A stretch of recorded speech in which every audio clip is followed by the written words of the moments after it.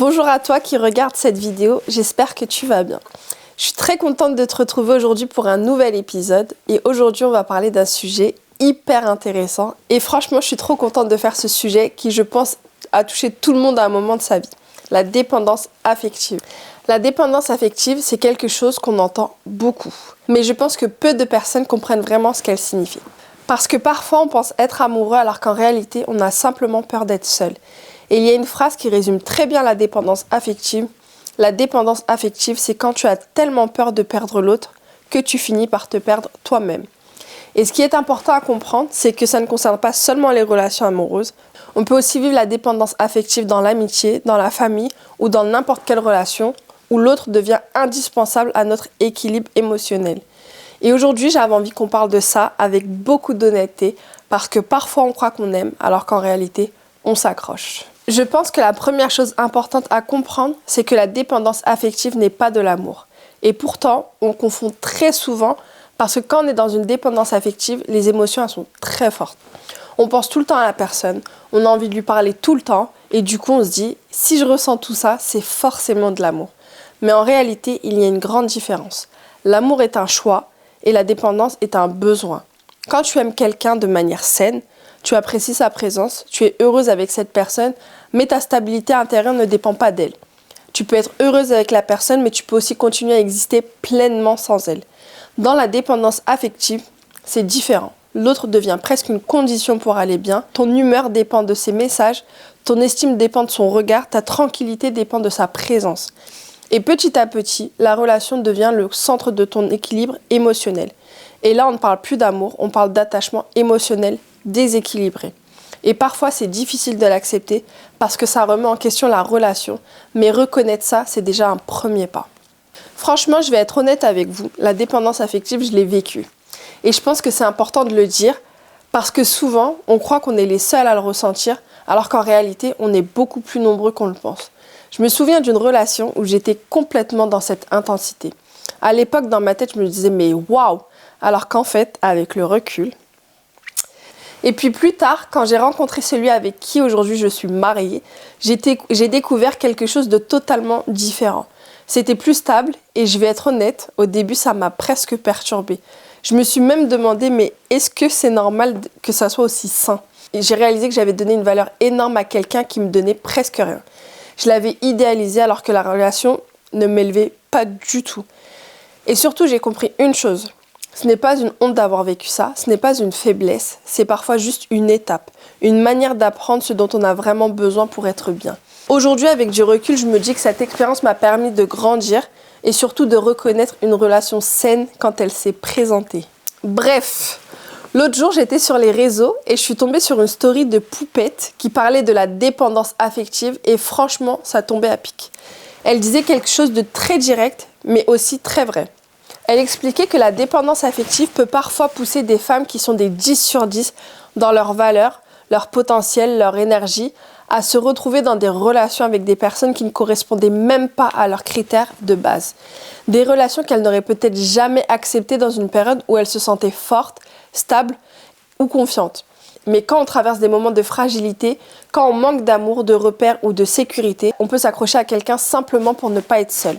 Et elle disait que le problème, c'est que le temps passe, la relation s'installe, la confiance, les habitudes et la routine se créent. Et parfois, 10 ans plus tard, tu te réveilles avec une forme de tristesse, de regret, et tu te demandes, mais comment t'es arrivé là? Son message était très clair, et je suis totalement d'accord avec elle. Guérissez avant d'entrer dans une relation. Apprenez à vous reconstruire, à vous connaître, à vous aimer, parce que sinon, on risque d'aimer avec la peur au ventre. Et souvent, ce sont les femmes qui finissent les plus blessées. Ses parents venaient de divorcer, elle était perdue émotionnellement, elle avait besoin de stabilité, de réconfort, de sentir que quelque chose tenait encore debout, alors elle s'est réfugiée directement dans une relation. Ce n'est pas facile d'admettre qu'on s'est trompé, ce n'est pas facile d'accepter qu'on a parfois choisi par peur plutôt que par conviction, mais la bonne nouvelle, c'est que même quand on traverse ce genre d'histoire, la vie ne s'arrête pas. On peut se reconstruire, on peut comprendre, on peut évoluer et surtout, on peut apprendre à choisir différemment. Alors si vous vous reconnaissez dans ce parcours, si vous avez l'impression d'avoir aimé trop vite ou de vous être accroché trop fort, ce n'est pas une fin, c'est peut-être juste une étape. une étape douloureuse, mais une étape qui peut vous amener vers plus de conscience, plus de force et plus d'amour pour vous-même. Parce qu'au final, même quand on tombe, on peut toujours se relever. C'est probablement l'aspect le plus douloureux de la dépendance affective. Quand on a peur de perdre quelqu'un, on peut commencer à accepter des choses qu'on n'aurait jamais acceptées avant. Par exemple, le manque d'attention, le manque de respect, l'indifférence ou les comportements blessants. Et parfois, on reste dans des situations qui nous font souffrir. Et pourquoi ?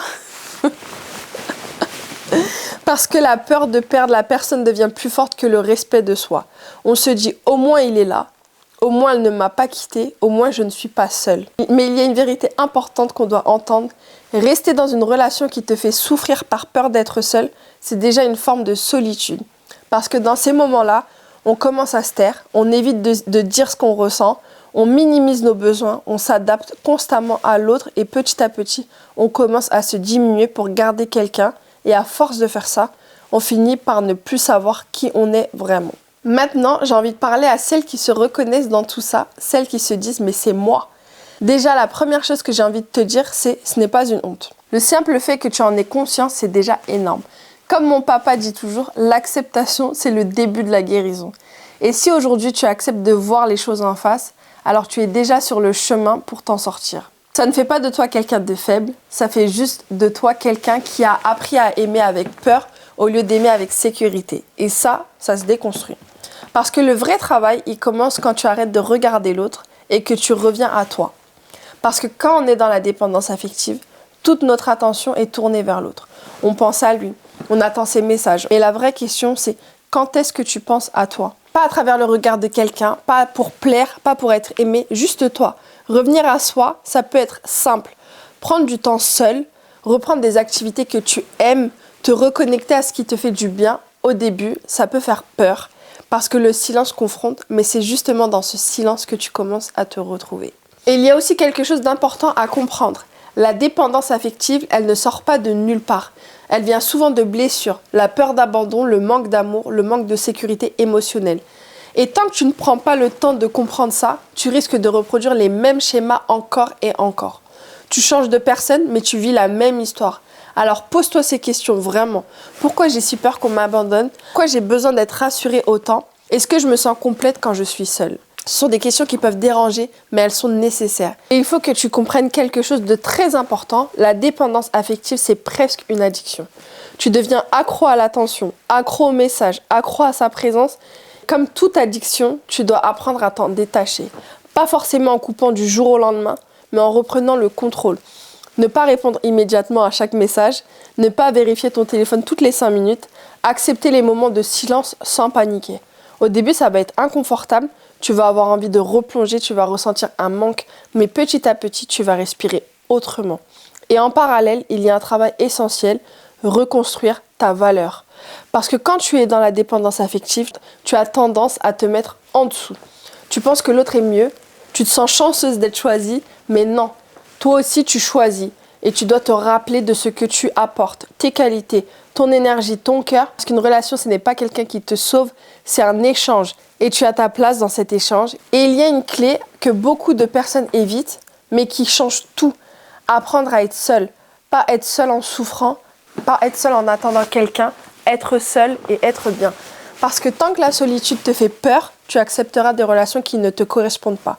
Mais le jour où tu es bien avec toi-même, tout change. Tu ne prends plus quelqu'un pour combler un vide, tu prends quelqu'un pour partager ta vie et ça, c'est complètement différent. Et je préfère être honnête avec vous, sortir de la dépendance affective, ce n'est pas instantané. Il va y avoir des moments où tu vas rechuter, des moments où tu vas douter, des moments où tu vas vouloir revenir en arrière et c'est normal.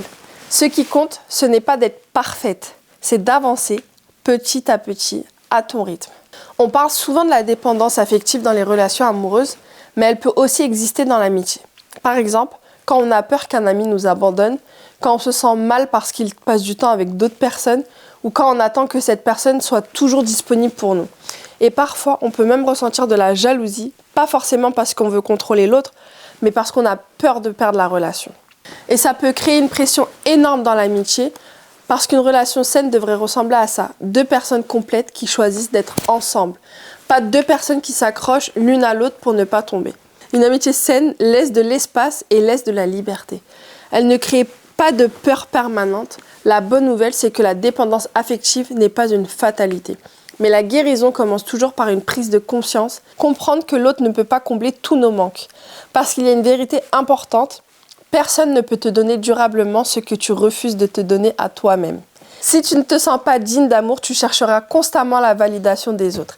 Si tu ne te sens pas en sécurité intérieurement, tu chercheras quelqu'un qui te rassure en permanence. Et petit à petit, le travail consiste à reconstruire ça à l'intérieur de soi, apprendre à être bien seul, construire son estime, créer une vie riche, des projets, des passions, des relations variées. Et quand tu fais ce travail, quelque chose change. Tu n'as plus besoin de quelqu'un pour te sentir complet. Et à ce moment-là, les relations deviennent plus saines. Parce que tu ne restes plus avec quelqu'un par peur de le perdre. Tu restes avec quelqu'un parce que tu le choisis. Et j'ai aussi envie de vous dire quelque chose d'important. On a parfois grandi avec l'idée qu'on avait besoin d'un homme pour être complète.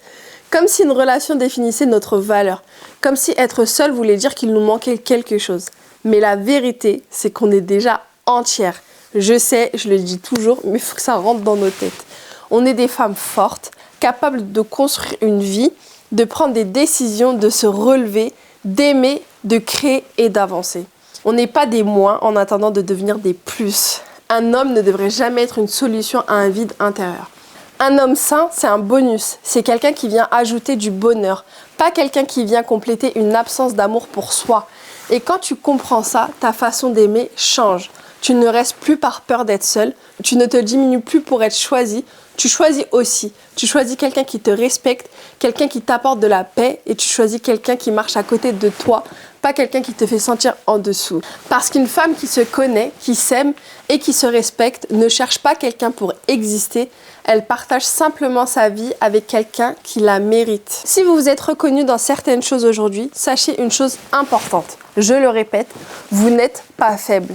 La dépendance affective parle souvent de blessures plus profondes, des blessures d'abandon, de rejet ou un manque de sécurité émotionnelle. Mais prendre conscience de ces mécanismes, c'est déjà un premier pas énorme.